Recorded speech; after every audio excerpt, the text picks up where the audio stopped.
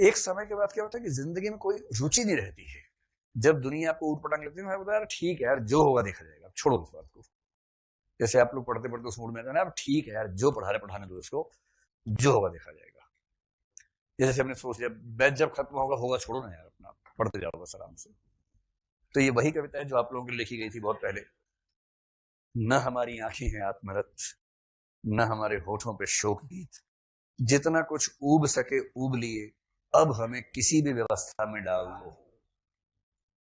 याद है आप लोगों को? ठीक। और अंत में यही कि इस विसंगति के बीच में भी जीवन को अच्छा बनाने की इच्छा तो है ही लोगों की, कोशिश भी करते हैं।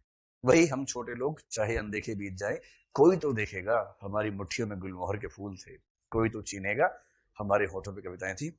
और दूसरी तो श्रीकांत वर्मा की ऐसी कविता है, हवन नाम है इस कविता का, शानदार कविता है।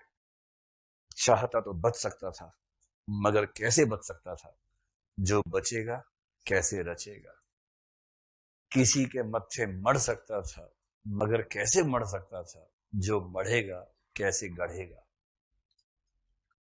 पहले मैं सुलगा, फिर धधका, चिटकने लगा, आगे मैं भूल गया हूं। मतलब कुछ ऐसी चलता है। बड़ी अच्छी कविता है, बहुत सुंदर कविता है। तो इसी फ्लो में चलती है। फिर वो है कि मैं ऐसा कर सकता था, मगर कैसे कर सकता था, जो ये करेगा तो कैसे करेगा, उसी थीम पर कविता काफी लंबी चलती रही।